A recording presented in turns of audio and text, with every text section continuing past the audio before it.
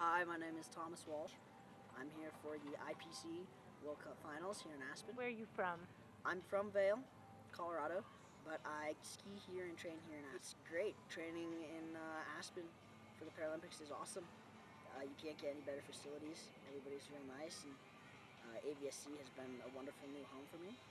I enjoy the change, and the Aspen community is so supportive of all the sports that go on in this valley.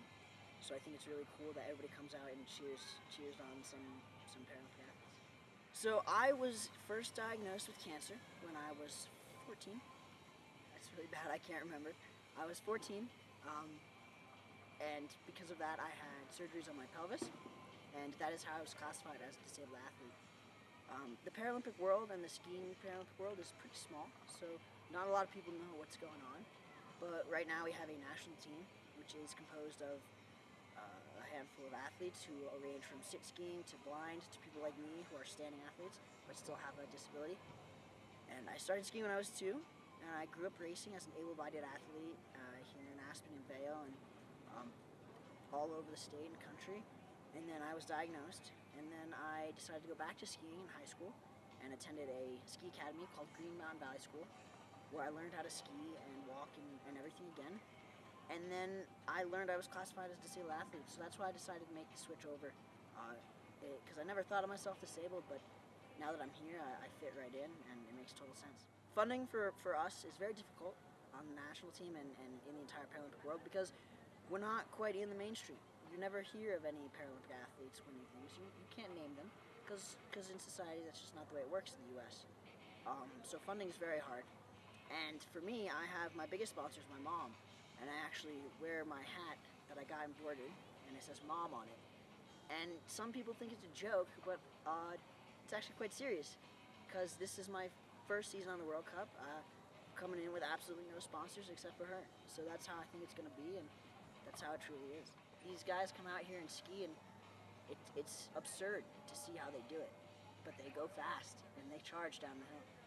But people will look more towards the mainstream of, great athletes, and that's awesome. But I think a lot of people would learn a lot, and I think people should want to have their names on these athletes more. Is it different in Europe and outside of the United States? Absolutely, so different. We went over there for our World Cups. They televise them live. They have all these sponsors, and everybody shows up, and there's people in the finish area, and that's so great. But then you come back over here, and no one knows what's going on. No one has heard of us. So let's tell them what's going on. So let's talk about your medals. This season I was fortunate enough to earn 2 gold medals in tech events, one in slalom, one in giant slalom here in Aspen. I was also able to finish the season 2nd overall in slalom and 3rd in GS. Woo! So that was great. And coming way out of left field, no one really knew who I was. I didn't really know what to expect, and I had a great time this season learning about the new Paralympic world. So in the U.S. we have a couple clubs that are development clubs where people will come and learn to ski and progress their way into racing. And from that we have the national team, which is the highest level of racing we have in the U.S. right now. It's the U.S. Paralympic Alpine national team. And that's composed of around 15 to 20 athletes, and we are currently the best in the country. And then we come to these international races for World Cups and other events, and you have around anywhere between 70 to 90 of the best athletes from other countries as well. And what's it like making friends with these athletes? It's very cool. Making friends with these people is something that was hard to get into at first, because I come from an able-bodied world. I never met anybody disabled. I never had any friends in a wheelchair. I never knew anybody who was blind. So once you get in there and you learn and you meet these people, everybody's so much more supportive and kind to each other, I think, than in regular racing or competition. Because we're all here, we're all disabled, so we all give each other a pat on the back and help each other out.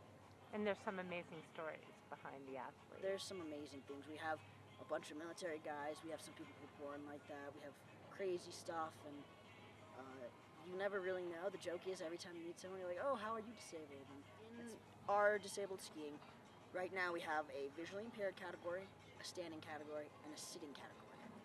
And within those 3 categories, they're each broken up with each disability. If I had a message to give to anybody, or even within sports or without sports, I show up and I want to have fun, and I'm only here because I want to be the best that I can. And it's great winning medals, and it's great with that success. But at the end of the day, I know me, and I can speak for many other people in this Paralympic world. We keep coming back because it's what we love to do. Not because we're getting money, not because we're getting fame, but because it's what we love to do. So if I had to tell anybody to choose something in their life, just find out what makes you happy. And you don't have to be the best, but if it makes you happy, that's what you should do. When I'm not ski racing, I currently go to college in Georgia at a cool school called Savannah College of Art and Design, where I'm studying film acting and performing arts. And that takes up a lot of time. I go there and do school in the spring, summer, and fall, and I come out and do skiing and training in the winters. So I have one more year of that, and then hopefully I can dedicate myself to skiing full time. So when the credits roll, where are we going to see your name? Hopefully on the big screen. I don't know. I've always been involved in art, and that's why I decided to quit skiing and go to art, but now I'm back skiing. So hopefully one day I can combine those two categories into something unique. Wait, so what did I just hear today? Is it that you're a really good saxophone player? Is that what you play? Where'd you hear that? I've got my sources. I've played a few instruments since I was young. I've played the saxophone since 4th grade, piano since 4th grade, and I was a singer for a while. It's been a hot minute since I've played instruments, but I'm currently getting back into singing, and I'm really working on my performance. Anything you want to sing for us on camera? Absolutely not. I'm sorry.